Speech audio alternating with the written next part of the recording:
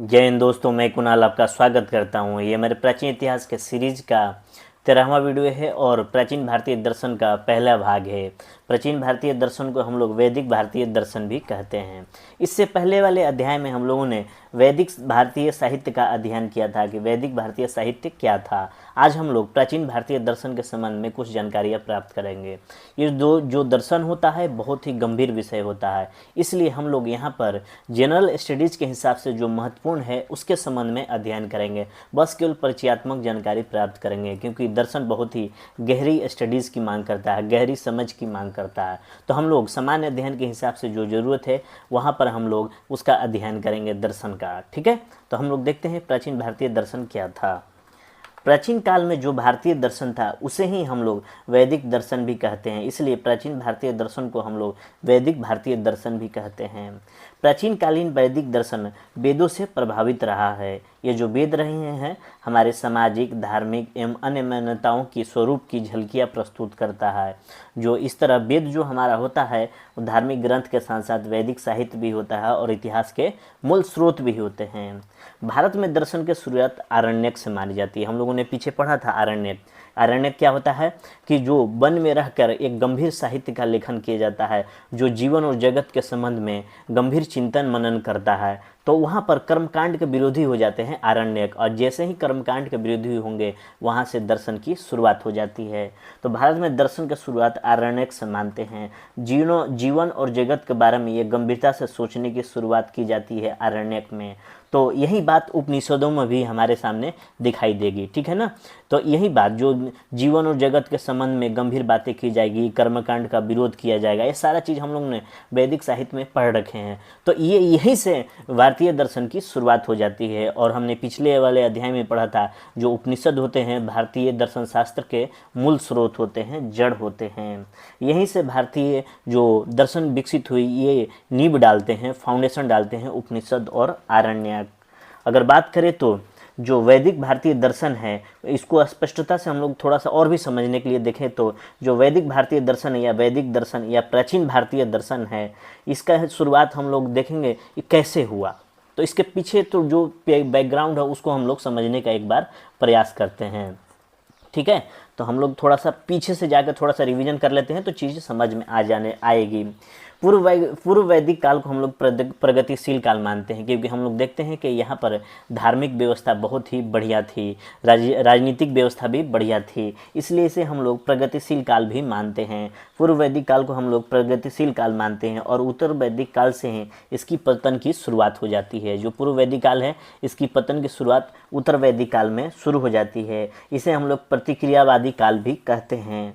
इसमें क्या हो गया, उत्तर वैदिक काल में कर्मकांड आ गया। ठीक है, इसमें कर्मकांड का बोलबाला हो गया और ब्राह्मणवाद का प्रभुत्व स्थापित होने लगा, इसलिए इसे हम लोग कर्मकांड या ब्राह्मणवाद भी कहते हैं।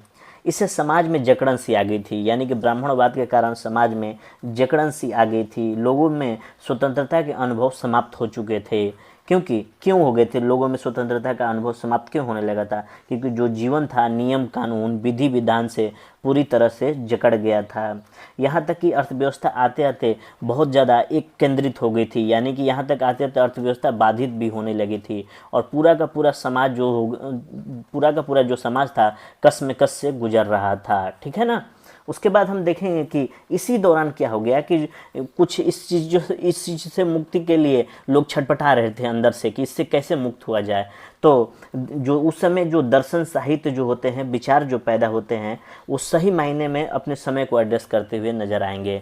तो ये दर्शन साहित्य या जो विचार जो पैदा होता है वह सही मायने में अपने समय की व्याख्या करते हुए नजर आएगा, वह अपने समय को संबोधित करते हुए नजर आएगा। उस समय जो आवश्यकता होती है उस आवश्यकताओं के अनुकूल अपनी बातें कहते हुए नजर आएंगे। यानी कि जो पूर्व वैदिक काल या उत्तर वैदिक काल में जो मान्यताएं थी जिससे मनुष्य का जीवन बाधित हो रहा था उसको दूर करने के लिए दर्शन साहित्य और विचार पैदा होने लगे थे, क्योंकि लोग कस में कस से गुजर रहे थे, उनका जीवन जकड़ सा गया था।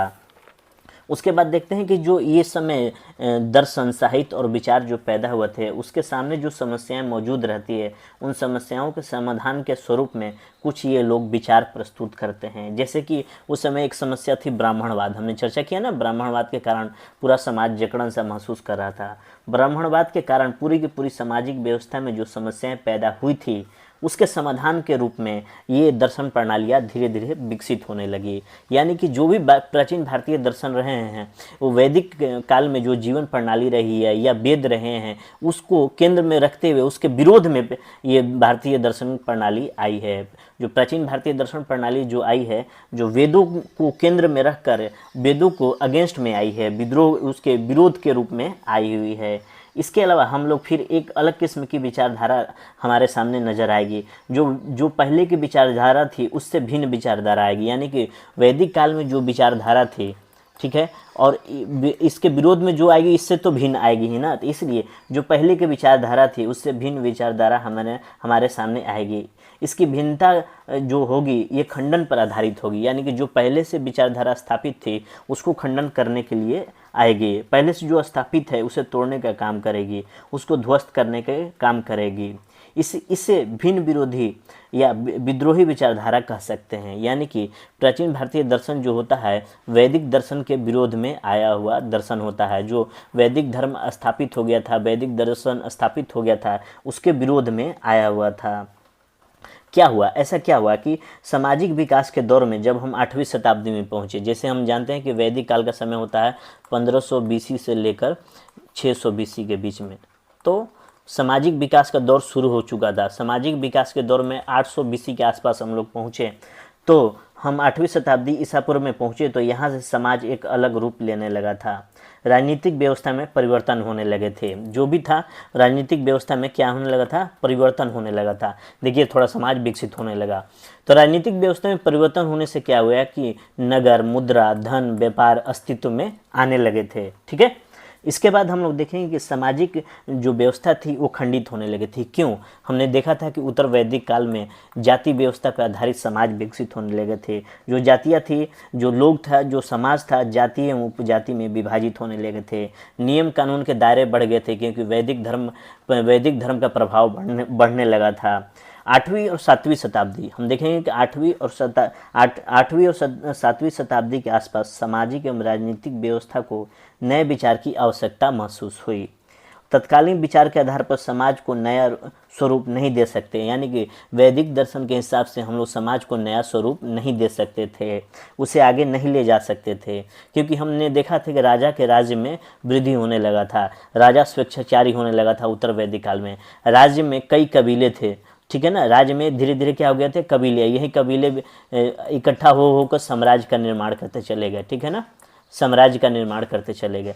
और हर कबीलों की अपनी अपनी अलग अलग मान्यता थी, तो हर कबीलों के अलग अलग मान्यता थी होगी। अगर मान लिया ये कबीले एक साथ आ भी गए तो अंदर से तो टुकड़े टुकड़े नजर आएंगे ना, जैसे कि संतरे का है, संतरा तो ऊपर से दिखेगा कि एक जैसा है, यानी कि पूरा साम्राज्य तो एक जैसा है, लेकिन ये कबीले के रूप में अंदर विभाजित हैं और हर कबीलों का अपना अपना विचारधारा थी। तो ये अंदर से नींबू के फांक की तरह बटे हुए थे विचारों के आधार पर। तो राष्ट्रीय एकता कैसे मजबूत होगी? तो राष्ट्रीय एकता को मजबूत बनाने के लिए एक विचारधारा की जरूरत पड़ी, ठीक है ना। तो ये राष्ट्रीय एकता लाने के लिए एक विचारधारा आनी होगी, जिससे क्या होगा कि पूरा का पूरा राष्ट्र एकता फील करे, आपसी संघर्ष ना करे। तो एक ऐसे दर्शन की जरूरत पड़ी जो व्यक्ति को स्वतंत्रता का अनुभव कराए, वो चेतना के स्तर पर व्यक्ति आज़ाद महसूस करे, ठीक है ना। तो एक ऐसे दर्शन की जरूरत पड़े जो व्यक्ति को स्वतंत्रता अनुभव कराए, चेतना के स्तर पर व्यक्ति आज़ाद महसूस करे। अभी तक का दर्शन शास्त्र जो भी था, जो वैदिक धर्म का वैदिक दर्शन जो था, परंपराओं, अनुभूतियों, आस्था पर आधारित था, और ये अतार्किक था और भाववादी था, ठीक है ना। जो भी था अतार्किक और भाववादी था, लेकिन एक ऐसे दर्शन की जरूरत पड़ी जो व्यक्ति को स्वतंत्रता प्रदान करे, चेतना के स्तर पर आज़ाद महसूस करे। तो एक ऐसा दर्शन चाहिए जो सबके लिए एक हो, ठीक है ना, क्योंकि कबीले के रूप में अंदर से बटे हुए थे। तो ये राष्ट्रीय एकता को स्थापित करने के लिए एक ऐसे दर्शन की जरूरत पड़ी जो सबके लिए एक हो। वो अपनी सरलता को पाने की कोशिश कर रहा था, जो सरलता थी उसमें ही स्वतंत्रता आ जाती है, ठीक है ना। जटिलताएं ही हमें गुलाम बनाती है, ठीक है ना। तो बहुत सारे अगर विचार रहेंगे तो ये जटिलता लेकर आएगी, अगर एक विचार रहेंगे तो सरलता लेकर आएगी। इसलिए मैं कह रहा हूँ कि सरलता का पाने का प्रयास किया जा रहा था, क्योंकि जटिलताएं गुलाम बनाती है। यह एकता तभी स्थापित होगी जब हम चेतना को वैज्ञानिक रूप दे दें, यानी कि चेतना को वैज्ञानिक रूप दे दें तो ये एकता स्थापित हो गई। मान लिया कि ग्रेविटेशनल लॉ है, ठीक है ना, ग्रेविटेशनल लॉ है, तो ग्रेविटेशनल लॉ इंडिया, पाकिस्तान, चाहे यूरोप चले जाइए, सभी का सभी जगह एक ही जैसा काम करेगा। तो उसी तरह पूरे साम्राज्य के लिए एक विचारधारा की ज़रूरत थी, एक तार्किक विचारधारा की ज़रूरत थी, एक वैज्ञानिक विचारधारा की ज़रूरत थी जो लोगों में एकता स्थापित करे, ठीक है ना। अभी तक का दर्शन शास्त्र परंपराओं, अनुभूतियों और आस्था पर आधारित था, ठीक है ना। अभी तक जो भी दर्शन शास्त्र था परंपराओं, अनुभूतियों, आस्था पर आधारित था, अतार्किक था, भाववादी था, ठीक है ना। इसलिए अब तार्किक आधार पर एक ऐसे दर्शन की जरूरत पड़ी जो सबको संतुष्ट कर सके, ठीक है, सबको संतुष्ट कर सके। तो इसलिए यहाँ से हम लोग देखेंगे कि एक टर्म का उपयोग होगा एकेश्वरवाद, ठीक है ना, एकेश्वरवाद का हम लोग यहाँ पर विकास करेंगे, ठीक है। क्योंकि जो अपना वैदिक धर्म था बहुईश्वरवाद के हिसाब से था, जो भी वैदिक धर्म था किस हिसाब से था, बहुईश्वरवाद के था, बहुईश्वरवाद के हिसाब से था। इस कारण यहाँ पर बहुत ज़्यादा जटिलता थी। अब हम लोग एक ईश्वरवाद की चर्चा करेंगे। एक ईश्वरवाद वो होता है, वह विचार पद्धति जिस दर्शन में जो एक ही ईश्वर में विश्वास करते हों। तो ये सबके लिए हो जाएगा ना। जब भी बहुईश्वर के बाद आएगा तो कर्मकांड का बात आ जाएगा, जटिलता की बात आ जाएगी। ये जटिलता हमारे समाज को जगड़ कर रख दी थी। इसलिए एक तार्किक और वैज्ञानिक प्रणाली विकसित की जाने का प्रयास किया गया भारतीय दर्शन का। ये मैं आपको बैकग्राउंड बता रहा हूँ कि भारतीय दर्शन का विकास कैसे हुआ, ठीक है ना। उस समय जैसे कि उस समय जो भी ऋषि मुनि थे, ऋषि बोलते हैं जो रिसर्च करते हैं। ऋषि किससे संबंधित है? जो रिसर्च करते हैं, ठीक है। मुनि उसको बोलते हैं जो मनन करते हैं, ठीक है, ऋषि मुनि। तो ये ऋषि मुनि जो होते हैं पंडित पुरोहित से अलग थे। ये क्या किए कि हमारे विचार और दार्शनिक प्रणालियों को थोड़ा सा बदल दिए, ठीक है ना। इन्होंने हमारे विचार और दार्शनिक प्रणालियों को बदलने का प्रयास किया था। जो हमारे यहाँ जो विचारक और दार्शनिक हुए हैं उन्हें पश्चिम में विचारक कहा गया। जो हमारे यहाँ जो दार्शनिक हुए हैं उन्हें पश्चिम में विचारक कहा जाता है। इसको थोड़ा सा एक अलग से इन्फॉर्मेशन के तौर पर आप ले लीजिएगा। जो विचारक और दार्शनिक में अंतर क्या है, यहाँ थोड़ा सा और भी समझ लेते हैं। विचारक और दार्शनिक में अंतर क्या है, इसको समझने का प्रयास करते हैं थोड़ा सा। विचारक केवल विचार करते हैं, सारी चीज़ें अपने दिमाग से पैदा करते हैं। दार्शनिक चीज़ों को आत्मा से देखते हैं। यानी कि विचारक क्या करते हैं, अपनी बुद्धि का इस्तेमाल करते हैं, दिमाग का इस्तेमाल करते हैं। जबकि जो दार्शनिक क्या होते हैं, ये अपनी आत्मा के माध्यम से, यानी कि जो दार्शनिक होते हैं चीज़ों को आत्मा में देखते हैं, बियॉन्ड द फिजिकल वर्ल्ड में जाकर देखते हैं। भौतिक जगत से परे होकर जो दार्शनिक होते हैं जाकर देखते हैं, अन्वेषण करते हैं, खोज करते हैं। अतः ऋषि मुनि दार्शनिक थे। साधना एवं चेतना के जरिए उच्च स्तर पर जाकर योग के जरिए अलग अलग चीज़ों के बारे में सोचते हैं, जो चीज़ें भौतिक जगत में दिखाई नहीं देती है, ठीक है। उसके बाद दिखाई नहीं देती, उनको देखकर अलग अलग विचार देते हैं, मंत्रों की रचना करते हैं और दर्शन के रूप में हमारे सामने दिखाई देते हैं। तो ये विचारक और दार्शनिक में थोड़ा सा अंतर हुआ। विचारक जहाँ बुद्धि दिमाग का इस्तेमाल करते हैं, वहीं पर जो दार्शनिक होते हैं अपनी आत्मा में जाकर चीज़ों को दर्शन करते हैं, आत्मा का उपयोग करके बियॉन्ड द फिजिकल वर्ल्ड, यानी कि भौतिक जगत से परे होकर चीज़ों को खोज करते हैं और वहाँ से दर्शन हमारे सामने प्रस्तुत होता है। तो ये दर्शन का बैकग्राउंड मैं तैयार कर रहा हूँ। इतनी सारी चीज़ें बताने के पीछे मुख्य उद्देश्य था कि भारतीय जो दर्शन था इसका विकास कैसे हुआ। पहला तो था कि अपना वैदिक धर्म के विरोध में आया हुआ ये सारा का सारा दर्शन प्रणाली था। वैदिक धर्म के कारण बहुईश्वरवाद हो गया था, जीवन प्रणाली बहुत ज़्यादा जटिल हो गई थी, ब्राह्मणवाद का प्रभाव था। इसको तोड़ने के लिए एक नई विचारधारा की जरूरत पड़ी, जो कि भारतीय दर्शन के रूप में हमारे सामने दिखाई देता है। तो इनकी संख्या की बात करें तो अब धीरे धीरे इनकी संख्या बढ़ती जाएगी और कितनी हुई अभी हम लोग चर्चा करते हैं, ठीक है। तो प्राचीन भारतीय दर्शन 8वीं शताब्दी के बाद का दर्शन है। जो भी प्राचीन भारतीय दर्शन है 8वीं शताब्दी ईसा पूर्व के बाद का दर्शन है। और सभी दर्शन जो होते हैं कर्मकांड के विरोध में होते हैं, यानी कि कर्मकांड के विरोधी होते हैं। कर्मकांड में ब्राह्मणवाद आ जाएगा, ठीक है। तो इसी को हम लोग कहेंगे कर्मकांड का विरोध, यानी कि वैदिक धर्म के विरोध में आएंगे जो भी दर्शन प्रणाली आएगी, क्योंकि वैदिक धर्म एक स्थापित मान्यता थी। इसको तोड़ने के लिए एक नई व्यवस्था की जरूरत पड़ेगी। तो ये दर्शन हमारे सामने दिखाई देते हैं। सभी सभी सभी ने अलग अलग रास्ते निकाले। किन्हीं ने सीधे सीधे कहा, किसी ने बीच का रास्ता निकाला, ठीक है, किसी ने सीधे सीधे विद्रोह भी कर दिया। तो अपनी बातों को कहने के लिए, यानी कि वैदिक धर्म के विरोध में अपनी बातों को कहने के लिए जो दार्शनिक प्रणालियाँ विकसित हुई, तो किसी ने सीधे सीधे कह दिया कि तुम सीधे सीधे गलत हो, या कोई भी ने बीच का रास्ता निकाला, किसी ने विद्रोह कर दिया। तो क्या किया, अलग अलग तरीके से अलग अलग बातें कही गई। इस कारण से क्या हुआ कि कर्मकांड विरोधी और वैदिक विरोधी दर्शनों की संख्या 60 से 65 हो गई। यानी कि अब मतलब एग्जैक्ट नहीं बता रहा हूँ, ठीक है। अपनी बात कहने के लिए इन्होंने अलग अलग तरीके अपनाए, तो अलग अलग दार्शनिक प्रणालियाँ विकसित हो गई। इसलिए कर्मकांड विरोधी या वैदिक विरोधी दर्शनों की संख्या 60 से 65 हुई। कहीं 70 से 75 भी हमें दिखाई देगा, बट आप लोग एक ऑन एवरेज मान के चलिए। ये सारी की सारी दार्शनिक प्रणालियाँ गंगा के मैदान में विकसित हुई। जो गंगा का मैदान हुआ, यहाँ दार्शनिक प्रणालियाँ विकसित हुई। ये गंगा के मैदान में ही क्यों दार्शनिक प्रणालियाँ विकसित हुई, इसको समझने का प्रयास करते हैं। कि उत्तर वैदिक काल में गंगा की पूरी घाटी इन्हीं क्षेत्र में आर्य बसे थे। गंगा की जो ये भी घाटियाँ थी, इन्हीं क्षेत्रों में आर्य बस गए थे, ठीक है ना। आर्य बस गए थे। और नर्मदा घाटी में अनार्य बसे। नर्मदा घाटी जैसे नीचे जाएंगे, दक्षिण भारत की जहाँ से शुरुआत होती है, उधर अनार्य जाकर बस गए। यह तराई क्षेत्र उपजाऊ था। जो गंगा घाटी का जो क्षेत्र था, जो भी क्षेत्र था, ये उपजाऊ था। और यहाँ पर दास प्रथा, उस समय दास प्रथा का चलन था। दास प्रथा के कारण आर्य काम नहीं करते थे। जो भी दास लोग थे काम करते थे, और जो आर्य थे वो काम नहीं करते थे। इनकी जगह दास काम किया करते थे, आर्यों की जगह दास काम किया करते थे।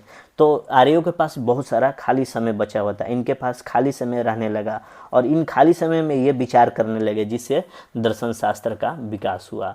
तो गंगा के घाटी में क्यों विकास हुआ, क्योंकि गंगा के घाटी में आर्य बसे हुए थे, और इन क्षेत्रों में दास प्रथा का प्रचलन था। जो भी गंगा घाटी का क्षेत्र था वो बहुत ज़्यादा उपजाऊ था, और इन उपजाऊ क्षेत्रों में दास काम किया करते थे, आर्य आराम किया करते थे। तो आर्यों के पास ढेर सारा समय था। तो ये धीरे धीरे विचार करने लगे, और विचार करने से दर्शन शास्त्र का विकास हुआ, ठीक है। अब हम लोग प्रवेश करने से पहले, यानी कि जो भी प्राचीन दर्शन है या कर्मकांडीय दर्शन है, उसमें प्रवेश करने से पहले कुछ शब्दावलियों पर नज़र दौड़ा लेते हैं। ये बहुत महत्वपूर्ण शब्दावलियाँ हैं, आगे चल के काम आएगी। तो इसको समझते हैं क्या क्या था, ठीक है। तो सबसे पहले अपना है आत्मवादी। आत्मवादी उसे बोलते हैं जो आत्मा को मानते हैं। ये कहते हैं कि आत्मा होती है, ये आत्मा के अस्तित्व को स्वीकार करते हैं। जब आत्मा के अस्तित्व को स्वीकार करेंगे तो कहेंगे आत्मा मरती नहीं है। क्या नहीं करती है, आत्मा मरती नहीं है। आत्मा मरती नहीं है तो इसको क्या करो, प्रसन्न करो, ठीक है। प्रसन्न करने के लिए क्या आएगा, कर्मकांड अपने आप आता चला जाएगा। यानी कि जैसे आजकल भी हमारे सामने होता है, पितृपक्ष होता है, तो ये क्या हुआ, आत्मा मरती नहीं, हमें हमारे पूर्वज हमें देख रहे हैं। इससे कर्मकांड स्वतः जुड़ता चला गया, क्योंकि आत्मा को शांति की जरूरत पड़ी। तो आत्मवादी आत्मा को मानते हैं, ठीक है। उसके बाद अपना है दूसरा है ईश्वरवादी। ये ईश्वर के अस्तित्व को स्वीकार करते हैं। ये कहते हैं ब्रह्म को मानते हैं, और ब्रह्म हो जाता है, इन ब्रह्म को मानवीकरण रूप कर दिया, यानी पर्सोनिफिकेशन कर दिया, यानी कि मनुष्य के विशिष्ट रूप में स्वीकारा। यानी कि शक्ति अनंत है, यानी शरीर मनुष्य का है, लेकिन जो शक्ति है देवताओं वाली शक्ति है। जो शक्ति रहेगी देवताओं वाली शक्ति रहेगी, अनंत शक्ति रहेगी। तो शरीर मनुष्य का है, लेकिन शक्ति देवताओं वाली है। तो ये ईश्वरवादी ये कहते हैं कि ईश्वर का अस्तित्व इन्होंने स्वीकारा। जैसे आप देखते होंगे विष्णु के 4 हाथ हैं, ठीक है, ब्रह्मा के यहाँ 8 हाथ हैं, मतलब कि भगवान के कितने भी हाथ हैं आप लोग समझ लीजिएगा। तो वो दिखाने का क्या प्रयास किया जा रहा है कि वो शक्ति है, अनंत है, ठीक है। तो ईश्वरवादी ईश्वर के अस्तित्व को ये लोग स्वीकारते हैं। ब्रह्मा के कितने हाथ थे आप लोग देख लीजिएगा, मैंने ऐसे ही बता दिया। तो यानी कि क्या हुआ कि जो ईश्वर था उसका मानवीकरण किया जाने लगा, ईश्वर के अस्तित्व को स्वीकार करते हैं ईश्वरवादी। उसके बाद आते हैं अपने अध्यात्मवादी। इसको थोड़ा सा ध्यान रखिएगा। ये जो आत्मा एवं तर्क के बीच के मानने वाले लोगों को, जो आत्मा एवं तर्क के बीच के मानने वाले लोगों को अध्यात्मवादी कहते हैं। यानी कि इसमें आत्मा शामिल है, तो इसमें आत्मा उस तरह से नहीं बात करेंगे, उस तरह से कर्मकांड वाली आत्मा को नहीं मानेंगे। ये आत्मा की व्याख्या अलग से करते हैं। ये आत्मा को रिफाइंड कॉन्साइंस बोलते हैं। जो आत्मा होती है, जो अध्यात्मवादी क्या कहते हैं, आत्मा को रिफाइंड कॉन्शियस बोलते हैं, यानी कि परिष्कृत चेतना बोलते हैं आत्मा को। ये कर्मकांड से जोड़ते नहीं है। ये आत्मा एवं तर्क के बीच के मानने वाले लोग होते हैं अध्यात्मवादी, और आत्मा को ये रिफाइंड कॉन्शियस मानते हैं। जैसे यहाँ पर आत्मा को ये कहते हैं कि आत्मा मरती नहीं है, इसको आग नहीं जला सकती, तो ठीक है, ये सारी चीज़ें यहाँ पर आती है। लेकिन यहाँ पर कर्मकांड से परे होकर आत्मा की व्याख्या करते हैं और कहते हैं कि परिष्कृत चेतना होती है, रिफाइंड कॉन्शियस होती है। ठीक है, उसके बाद अपना आता है भाववादी। भाववादी होते हैं जो भावनाओं को ज़्यादा महत्व देते हैं। किसको महत्व देते हैं? भावनाओं को। ये अतार्किक बातें किया करते हैं, लेकिन ये अपनी बात करते हैं, भले ही सिद्ध नहीं कर पाए लेकिन अपनी ये बात करते हैं। अगर ये कहते हैं कि अगर आप अनुभव कर सकते हैं तो ईश्वर है, या नहीं कर सकते हैं तो ईश्वर नहीं है। ये भाववादियों का कहना है। वो आस्था की बात करते हैं, कहते हैं कि आप अनुभव कीजिए तो ईश्वर है, नहीं है तो ईश्वर नहीं है। ये कर्मकांडीय लोग हो जाते हैं जो कल्पना के आधार पर, विचारों के आधार पर चीज़ों को रचते और बसते हैं। जैसे कि ये जो भाववादी होते हैं ये स्वर्ग की कल्पना करेंगे, ये जिसे अगर इस्लाम में बात करें तो जन्नत की कल्पना करेंगे। तो ये भाववादी लोग होते हैं। टर्म को समझिएगा, मैं किसी धर्म पर कुछ बोल नहीं रहा हूँ। ये स्वर्ग की बात करेंगे, जन्नत की बात करेंगे, कल्पनाओं में बात करेंगे। तो ठीक है, तो इसी चीज़ को खंडन करने के लिए हमारे यहाँ जो एक मार्क्सवाद का विचार आया था। जब हमारे यहाँ मार्क्सवादी विचारधारा आई तो सारे के सारे तरीकों को मिलाकर, जो ऊपर वाले तरीके थे कर्मकांड के, जो स्वर्ग का, इन सब चीज़ों को क्या हुआ है कि ये कहा, मार्क्सवादी लोग इनको प्रतिक्रियावादी कहने लगे, क्योंकि मार्क्सवादी एक प्रगतिशील विचारधारा थी जो ये कहते थे कि ईश्वर महसूस करने का जगह होता है, ईश्वर को महसूस कीजिए, स्वर्ग और जन्नत जैसे चीज़ें होती है। तो इनको मार्क्सवादी लोग प्रतिक्रियावादी कहे। यानी कि जो हमारे जब मार्क्सवाद विकसित हुआ, आगे चल के पढ़ेंगे इन सब चीज़ों को, ये समाज को रोकना चाहते हैं। ये कहते हैं मार्क्सवादी लोग कि जो भाववादी लोग हैं ये समाज को रोकना चाहते हैं, ये शोषण को महत्व को बढ़ाते हैं, भावनात्मक एवं आर्थिक रूप से शोषण करते हैं। क्योंकि कर्मकांड के माध्यम से ये लोग भावनात्मक एवं आर्थिक शोषण करते हैं ब्राह्मण लोग। भाववादी में तो वही हो जाएगा ना कि आप स्वर्ग जाएंगे, जन्नत जाएंगे, तो ये कर्मकांड कीजिए। तो क्या किया जा रहा है मार्क्सवादियों के अनुसार कि आपका भावनात्मक आर्थिक शोषण किया जा रहा है, जो प्रगति का विरोध है। ये जो भाववादी लोग हैं पिछले अतीत के गुणगान करते हैं, अतीत को श्रेष्ठ मानते हैं और अतीत को ही स्वर्णकाल मानते हैं। तो ये भाववादियों की इतनी व्याख्या है, सोच लीजिए। ठीक है, भाववादियों की इतनी व्याख्या। और इसी के जो अगेंस्ट में आया है मार्क्सवादी विचारधारा, जो कि अपने आप को प्रगतिशील विचार मानता है और भाववादियों को प्रतिक्रियावादी विचार मानता है। उसके बाद हम लोग देखेंगे कि ठीक इनके विरोध में, यानी भाववादी के ठीक विरोध में बहुत सारे शब्द हमारे सामने प्रचलित है। जैसे तार्किक शब्दों की बात करें तो यथार्थवादी, जो भाववादी नहीं है वो क्या है, यथार्थवादी है, या प्रत्यक्षवादी है, या अनुभववादी है, या पदार्थवादी है, या वैज्ञानिक तर्कवादी है। ये सारे के सारे शब्द एक ही जैसे हैं, इन शब्दों के अर्थ इनमें छुपे हुए हैं। यानी कि जो भाववादी के जस्ट विरोधी में यथार्थवादी हमें नजर आएंगे। यानी कि तर्कवादी, यानी कि अपनी बातों को तर्क के आधार पर कहते हैं, लॉजिक के आधार पर कहते हैं, कार्य कारण के सिद्धांत पर कहते हैं। ठीक है, अगला है अपना तर्कवादी, अपनी बातों को तर्क के आधार पर कहते हैं। ठीक है, ये लॉजिक के आधार पर कहते हैं, कार्य कारण सिद्धांत के आधार पर कहते हैं कि जो भी कार्य होता है उसके पीछे कुछ ना कुछ कारण है। ठीक है, ये वैज्ञानिक तरीके से अपनी बातों को कहते हैं। ये जो तर्कवादी होते हैं ये कहते हैं कि ये जो जगत है ईश्वर ने नहीं बनाया है, जो संसार बना है वो पदार्थों से बना है, जो प्रत्यक्ष रूप से हमारे सामने दिखाई देता है उससे बना हुआ है। ये तर्कवादियों का कथन है। उसके बाद आता है अनात्मवादी। अनात्मवादी जो उसको बोलते हैं जो आत्मा के अस्तित्व को नहीं मानते हैं। आत्मवादी थे जो आत्मा के अस्तित्व को मानते थे। अनिश्वरवादी, ईश्वरवादी के जस्ट अपोजिट आ जाएंगे, यानी कि ईश्वर नहीं है, जो ईश्वर के अस्तित्व को नहीं मानते हैं। एक शब्द आता है आस्तिक और नास्तिक। ठीक है, इसका संबंध ईश्वर से है, यानी कि इसको हम लोग तोड़ेंगे। जैसे आस्तिक को अस्ति कहते हैं, मतलब है। ठीक है, और नास्तिक में न प्लस अस्ति, नहीं है। ठीक है, यानी इसका संबंध ईश्वर से है। जो ईश्वर को मानता है उसे आस्तिक, जो ईश्वर को नहीं मानता है उसे नास्तिक बोलते हैं। इसका संबंध अगर थोड़ा सा और प्राचीन में जाकर देखें तो प्राचीन साहित्य में आस्तिक का मतलब जो वेदों को मानता है। प्राचीन साहित्य में आस्तिक का मतलब जो वेदों को मानता है, जो वेदों को नहीं मानता है उसे नास्तिक कहते हैं। लेकिन यह शब्द ईश्वर से भी जुड़ा हुआ आज वर्तमान में। आस्तिक उसे बोलते हैं जो ईश्वर को मानता है, नास्तिक उसको बोलते हैं जो ईश्वर को नहीं मानता है। और लेकिन जो प्राचीन साहित्य में जो वेदों को मानता था उसे आस्तिक बोलते थे, जो वेदों को नहीं मानता था उसे नास्तिक बोलते हैं। जो नास्तिक होते हैं ये कभी नहीं स्वीकार करेंगे जो वेद है देव की वाणी है, ये धर्म ग्रंथ है, ब्रह्म वाक्य नहीं मानते हैं नास्तिक लोग वेदों को। ठीक है, ये जो वेद होते हैं नास्तिक लोग साहित्य मानते हैं, दर्शन शास्त्र मानते हैं। ठीक है, वेदों के संबंध में ये था पहले, लेकिन आज वर्तमान में आस्तिक का मतलब जो ईश्वर को मानता है, नास्तिक का मतलब जो ईश्वर को नहीं मानता है। उसके बाद एक टर्म आता है भौतिकवादी, बड़ा इंपॉर्टेंट टर्म है, बार बार काम आएगा, इसको ध्यान रखिएगा। यानी कि भौतिक मतलब हो जाता है जगत। ये भौतिक क्या होता है, ये जगत होते हैं, संसार होते हैं।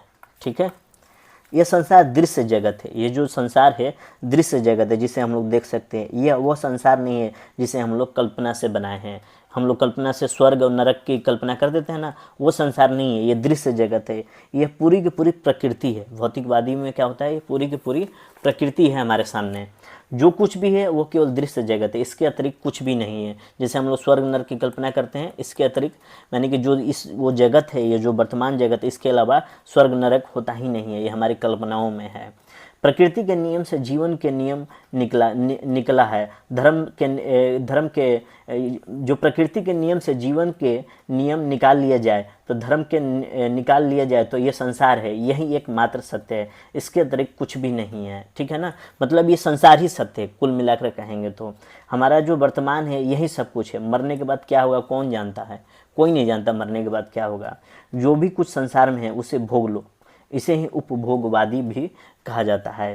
ठीक है, तो दृश्य जगत ही कहा जाता है भौतिकवादी। जो अभी हमारे सामने दिख रहा है वही दृश्य जगत ही सत्य है, जिसे हम लोग भौतिकवादी है। और कहा जाता है कि जो भी कुछ संसार में उसे भोग लो, उसे उपभोगवादी भी कहते हैं। तो ठीक है, तो ये थोड़ा सा शब्दों का परिचय हो गया। अब हम लोग थोड़ा सा एक अवधारणा बनाएंगे, एजम्पशन बनाएंगे। ठीक है, और इसी एजम्पशन के आधार पर हम लोग आने वाले दर्शनों को हम लोग थोड़ा देखने का प्रयास करेंगे। ठीक है, तो जो दर्शन शास्त्र है अलग अलग दार्शनिक प्रणालियों की बात करेंगे। उसकी अवधारणा की बात करें तो दर्शन की सबकी सब प्रणालियाँ तार्किक थी। जो भी आगे जो दर्शन प्रणालियाँ विकसित हुई एकदम तार्किक थी, लॉजिक थी। इसमें ईश्वर के अस्तित्व को स्वीकार नहीं किया गया। ठीक है, ईश्वर के अस्तित्व को स्वीकार नहीं किया गया। कोई अनात्मवादी है, कोई प्रगतिवादी है, कोई ईश्वरवादी है, कोई वैज्ञानिक है। ये ठीक है, यहाँ से हमें बौद्धिकता का प्रचंड ताप दिखाई देगा। ठीक है, जैसे ही प्राचीन भारतीय दर्शन की शुरुआत होगी यहाँ पर बौद्धिकता का प्रचंड ताप हमें दिखाई देने लगा जी। आगे चल के हम लोग बौद्ध और जैन धर्म की बात करेंगे, ये भी इसी में शामिल होगा। ठीक है, अब बात करेंगे कि जितनी भी दर्शन देखेंगे, अभी हम लोग आगे चल कर देखेंगे, जितने भी दर्शन देखेंगे इन्होंने कुछ चीज़ों का ज़बरदस्त विरोध किया। सभी में हमें नज़र आएगा, वेदों का विरोध करते हुए नजर आएंगे, कर्मकांडों का विरोध करते हुए नजर आएंगे, यज्ञ का विरोध करते नजर आएंगे, ब्राह्मण वर्ग का विरोध करते नजर आएंगे। यानी कुल मिला के कहें तो पूरा का पूरा वैदिक धर्म का विरोध करते हुए नजर आएगा। इनके केंद्र में वेद ही रहा है। इनके केंद्र में क्या रहा है, जो भी दर्शन प्रणालियाँ विकसित हुई है उनके केंद्र में वेद रहा है। इन वेदों को ये धारदार तर्कों से खंडन करते हैं, उनके विरोध में खड़े हो जाते हैं। इनके विरोध में खड़े होंगे तो समाज की चेतना पर एक ज़बरदस्त प्रभाव पड़ेगा, क्योंकि समाज की चेतना जगड़ सी गई थी। ठीक है, तो समाज की चेतना जगड़ सी गई थी। उसके संबंध में एक नई दर्शन प्रणाली विकसित हुई जिसे हम लोग चारवाक दर्शन कहते हैं। यहाँ से हम लोग दर्शन में प्रवेश कर जाते हैं। तो समझते हैं, सबसे पहले अपना है चारवाक दर्शन या लोकायत दर्शन, इसको समझने का प्रयास करते हैं। हम लोग दर्शन को केवल परिचयात्मक जानकारी लेंगे, क्योंकि दर्शन गंभीर अध्ययन का मांग करता है, गंभीर समझ की मांग करता है। तो हम लोग यहाँ से केवल परिचयात्मक जानकारी प्राप्त करेंगे। तो प्राचीन भारतीय दर्शन में हम लोग सबसे पहले लोकायत या चारवाक दर्शन का अध्ययन करेंगे। लोकायत यहाँ पर क्या है, विचारधारा है, आइडियोलॉजी है। क्या है, विचारधारा है या आइडियोलॉजी है। और जो व्यक्ति इस विचारधारा को प्रस्तुत किया वो चारवाक थे। चारवाक में एक आदमी का नाम है, तो थोड़ा सा ध्यान रखिएगा।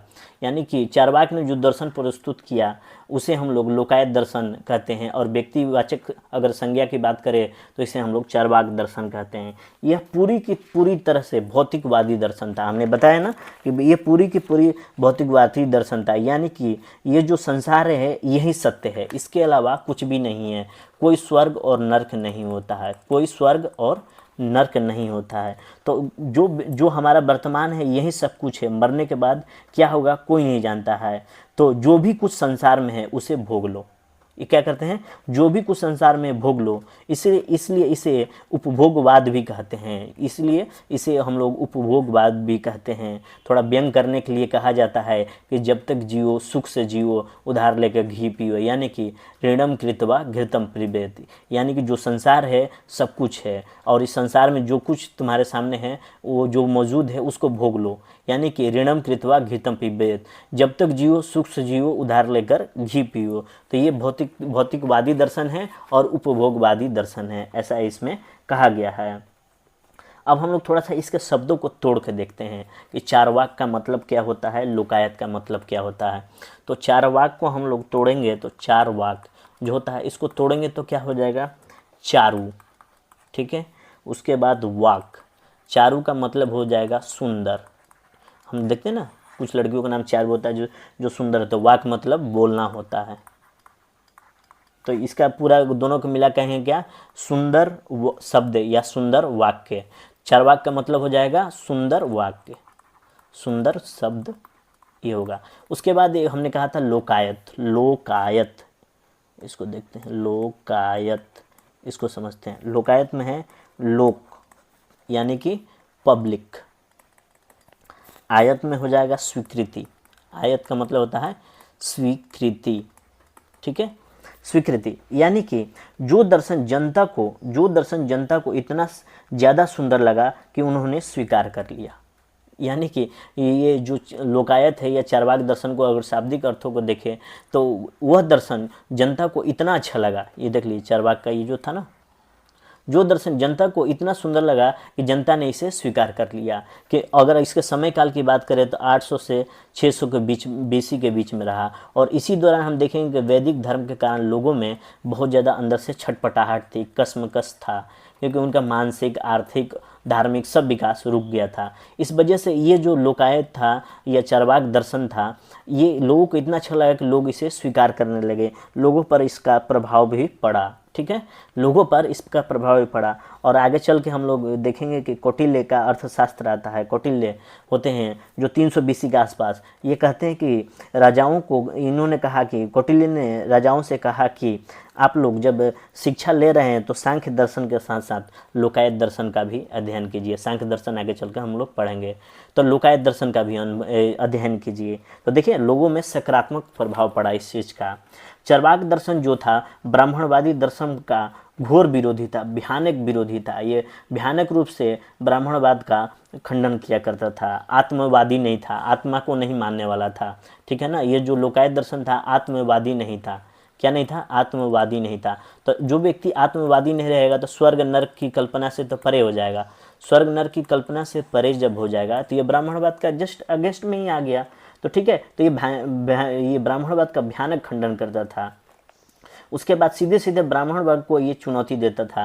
ये जो चारवाक थे सीधे सीधे ब्राह्मण वर्ग को चुनौती देते थे। इस कारण से क्या हो गया, इसको अपना जीवन ही बचाना मुश्किल हो गया, क्योंकि इसका जो समय कर रहा, इस समय ब्राह्मण जो धर्म था बहुत ज़्यादा वर्चस्व स्थापित कर लिया था समाज में, और राजाओं का भी इस पर संरक्षण प्राप्त था। ब्राह्मणवाद को राजाओं का भी संरक्षण प्राप्त था, क्योंकि एक दूसरे के हित सध रहे थे। ब्राह्मण और राजा का हित एक दूसरे से सध रहे थे। इसलिए जो चारवाक व्यक्ति था इसको अपना जीवन बचाना बड़ा मुश्किल हो गया था। चारवाक दर्शन का असर ये हुआ कि जनता को एक नई चीज़ें सोचने समझने की दिशा मिल गई। जैसे कि वैदिक धर्म के कारण जो हमारा मानसिक पतन हो चुका था, उस पतन को दूर करने के लिए एक नया तरीका मिला, एक नया नज़रिया मिला। ठीक है, लोगों को सोचने समझने की एक नई दिशा मिल गई थी चारवाक दर्शन के कारण। तो देखते हैं कि चारवाक दर्शन में सिद्धांत क्या क्या हमारे सामने दिखाई देते हैं। चारवाक दर्शन के सिद्धांतों की बात करें तो ये कहते हैं कि ये जो जगत है ईश्वर ने नहीं बनाया है, किसी ब्रह्म ने नहीं बनाया है। इस जगत में जो चार तत्व हैं वही सत्य हैं। पृथ्वी, ठीक है, जल का कोई पार्ट, ठीक है, नीले कलर में है। उसके बाद अग्नि, ये देखिए अग्नि, और वायु जो वायु है, इन्हीं से ये पूरा का पूरा संसार बना है, ये जगत बना है। इसके बाद एक और टर्म आएगा आकाश, आगे चल के हम लोग पढ़ेंगे। इन्होंने आकाश टर्म को शामिल नहीं किया है। ये प्रश्न पूछा जा सकता है कि चार्वाक ने किस किस तत्व को नहीं माना है, तो आकाश तत्व को इसने स्वीकार नहीं किया है। आगे चल के जो भी षड दर्शन आएगा उसमें हम लोग आकाश तत्व की प्रमुखता देखेंगे कि पृथ्वी, जल, अग्नि, वायु और आकाश से यह जगत का निर्माण हुआ। आने वाले दर्शनों में हम लोग देखेंगे ये सारी चीज़ों को। लेकिन जो चार्वाक दर्शन है ये 4 तत्वों को ही मानते हैं जिससे जगत का निर्माण हुआ है। ये जो संसार है पृथ्वी, जल, अग्नि और वायु के मिलने से बना है। इसको थोड़ा सा ध्यान में रखिएगा। पूरी की पूरी पृथ्वी या संसार का निर्माण इन 4 तत्वों से ही हुआ है। ठीक है, इसके बाद देखेंगे कि ये जो संसार है, ये कहते थे ये चार्वाक कि ये जो संसार है केवल उसी का अस्तित्व है जो प्रत्यक्ष में है। जो प्रत्यक्ष है उसी का अस्तित्व है। कोई स्वर्ग और नर्क नहीं होता, कोई स्वर्ग और नर्क नहीं होता। एक कल्पना पे आधारित था। ठीक है, ऐसा कहा, ये लोग कहा करते थे ना कि पशुओं को बलि दीजिए तो स्वर्ग मिलेगा, स्वर्ग में जाएंगे। तो ये सारी चीज़ें ढकोसला था। इन्होंने कहा इस संसार में केवल उसी का अस्तित्व है जो प्रत्यक्ष है। तो प्रत्यक्ष कैसे है? जो कि जैसे मान लिया कि जो खरगोश है, एक एग्जांपल लेते हैं, खरगोश है, इसके सिर पर सिंग नहीं है, तो ये सत्य है। इसके माथे पर सिंग नहीं है, तो ये सत्य है। ठीक है, ये कहा करते थे।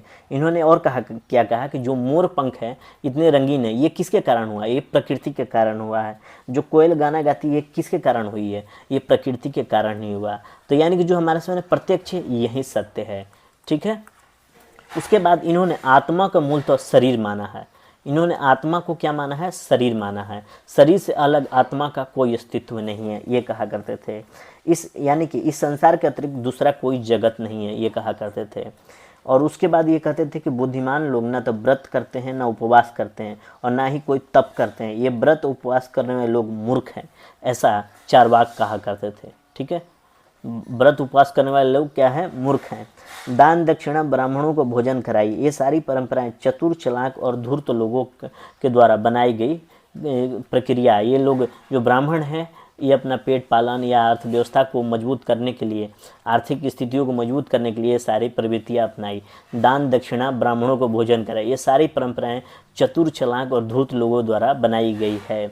तो इस कारण से हम लोग देखेंगे धीरे धीरे कि ये कर्मकांड का तीव्र विरोधी थे। धीरे धीरे नहीं, मतलब ये इस कारण से हम देखेंगे कि ये कर्मकांड के तीव्र विरोधी हो गए। ठीक है, उसके बाद हम लोग देखेंगे कि इन्होंने कुछ प्रश्न उठाए ईश्वर के संबंध में। चार्वाक जो थे ये क्या किए? ईश्वर के संबंध में कुछ प्रश्न उठाए।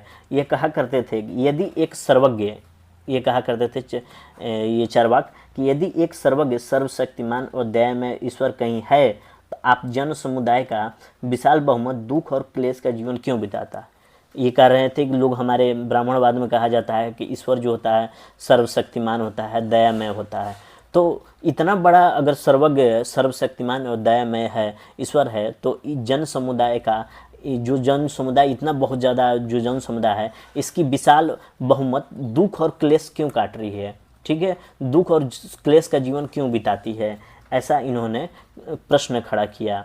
उसके बाद ये कहते हैं कि अगर यदि एक न्यायपूर्ण ईश्वर कहीं है तो इस समय में निर्धनों के विरुद्ध जो असमानता, क्रूरता और भेदभाव जो व्याप्त है, ये क्यों व्याप्त है? अगर ये न्यायपूर्ण ईश्वर ही हैं, वो बहुत अच्छा जज है, तो ये गरीबों के प्रति जो असमानता, क्रूरता और भेदभाव का भाव है ये क्यों व्याप्त है? ऐसा ये कहा करते थे। इनके तर्कों का स्तर देखिए। ये कहा करते थे, क्या हम सुंदर सफ़ेद चावलों से भरे हुए दानों को केवल इसलिए फेंक दें कि उनके ऊपर छिलका चढ़ा हुआ है? ठीक है, तो ये देख लीजिए किस लेवल का ये तर्क दिया करते थे। इसके अलावा चार्वाक दर्शन के विचारों को हम लोग देखें तो मनुष्य अपने जीवन से प्रेम करना चाहिए। कहा करते थे कि मनुष्य को केवल अपने जीवन से प्रेम करना सीखे और इस जगत में ही सुख पाने की कोशिश करे। इस जगत के बाहर हम लोग कल्पना करते हैं स्वर्ग है, नर्क है, उसकी कल्पना न करे, इसी जगत में जीने का प्रयास करे।